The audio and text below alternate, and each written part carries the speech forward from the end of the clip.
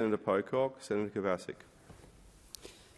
I rise to speak today on the Treasury Laws Amendment Cost of Living Tax Cuts Bill 2024, and I note the comments of Senator Pocock, and I think they're important. The tax has to come from somewhere, but it doesn't have to all come from everyday Australians. This bill has been subject to a considerable amount of public debate this year, as it represents the most significant of all of the unfortunate broken promises of the Albanese Labor government. And there's been a lot of discussion too about the opposition's position on this bill.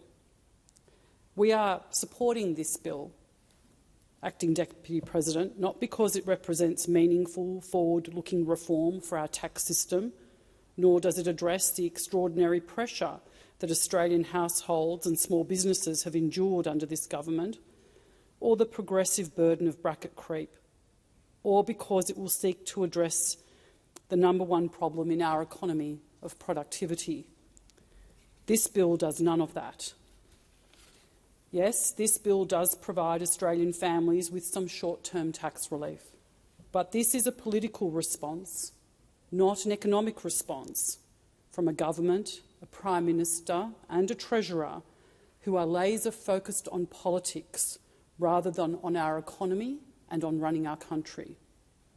We are supporting the bill currently because it would be wrong to deny hard-working Australians out there, particularly those in my Western Sydney community, with some tax relief in a few months' time.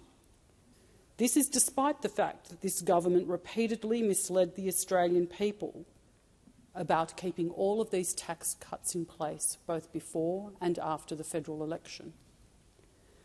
But rather than keep talking about the consistently broken promises of this government, which is effectively now their trademark, I'm going to use my time here to discuss these measures and how, if left in place over the medium and long term, will end up costing hard-working Australians and Australian small businesses even more.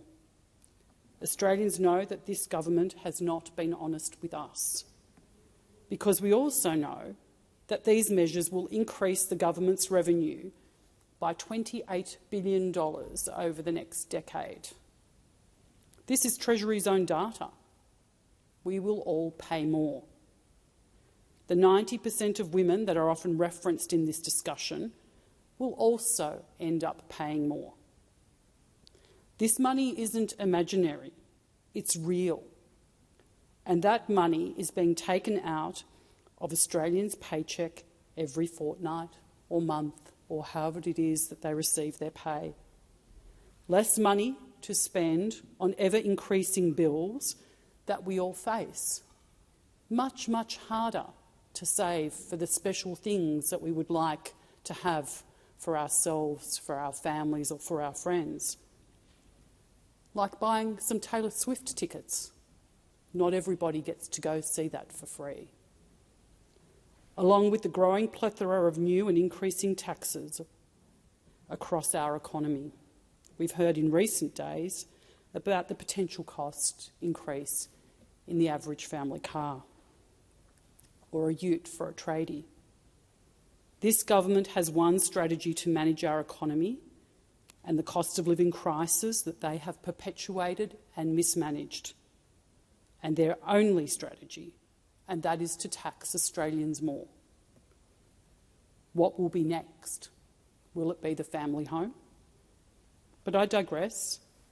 Back to the $28 billion. $28 billion more that will be taken from Australians over the next decade as a result of this bill. This government is not serious about economic reform. I was going to say that they couldn't care less, but the more I think about it, I think it's more accurate to say that they actually don't know what to do. In the same way, they have no idea of the devastating effects of their new IR legislation on Australian small businesses.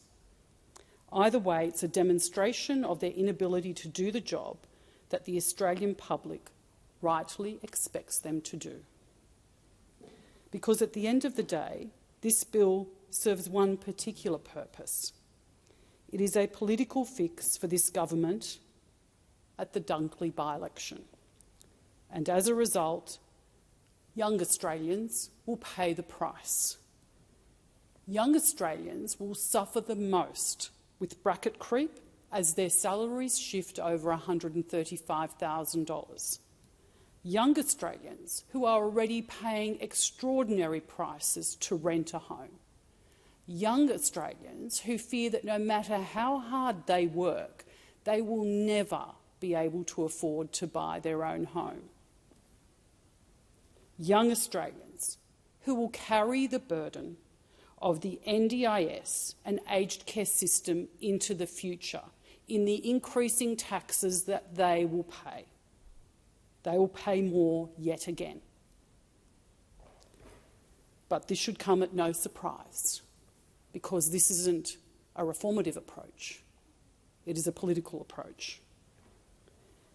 It is also an opportunity lost to create a systemic improvement to our tax system by addressing bracket creep, which the original Stage 3 cuts would have done. There is no one that does not recognise that bracket creep is a problem. So why didn't this government come up with an idea of its own to address it rather than simply removing it? Bracket creep will reduce the value of these tax cuts over time. There is no question about that. Treasury confirms it. This is because our tax scales are not indexed to inflation or to wage growth. Indexing thresholds, as an example, is a brave move, perhaps a necessary one, but it requires a government and leadership that has economic nous and budgetary discipline. Unfortunately, not the hallmarks of this Prime Minister or this Treasurer. This government keeps kicking the can down the road. Someone else's fault and someone else's responsibility. This bill is a response to a problem solely of the government's own making. That is, this Labor government's cost of living crisis, where Australians are paying more for just about everything. In Labor's first 18 months, personal income tax has risen by a record 27%. The purchasing power of an Australian earning a gross salary of $85,000 has fallen by more than $7,600 since Labor came into office. Try saving when that's what you have to deal with.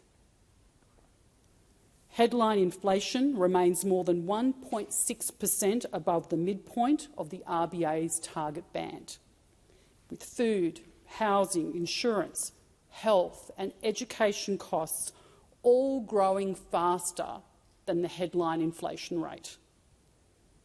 Core inflation measures remain higher than the headline rate, and domestic, non-tradable inflation is at a remarkable 5.4%.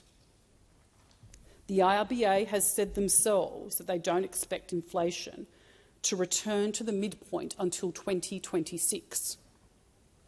Over the past 18 months, real net disposable income per person has collapsed 8.6%. For an average income earner, this is a decline in take-home pay of just under $8,000. This has primarily been driven by rising mortgage payments, falling real wages and increasing taxes. Let's drill down on that a little bit. Someone on this annual wage would receive just $804 more under Labor's policy, or $15.46 a week.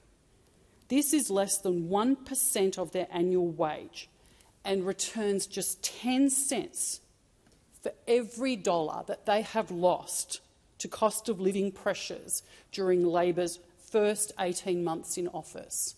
Let me repeat that.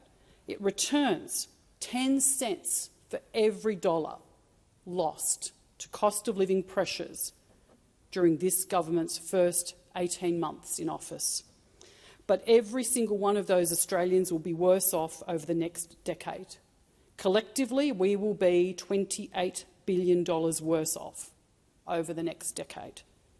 AMP senior economist Diana Musina said, "There is a risk that the tax changes add to inflation in mid-2024 and could challenge our current expectation for rate cuts starting from mid-year."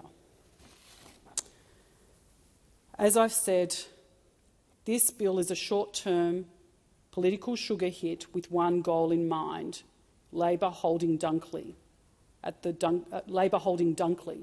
by-election. This is a political agenda rather than an economic strategy. This government has squandered the opportunity to engage in meaningful economic reform.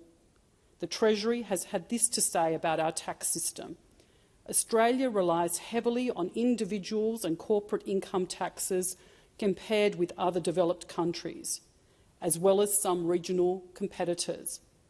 Australia's reliance on individuals and corporate income taxes remains much the same as it was in the 1950s, despite the significant change to the economy.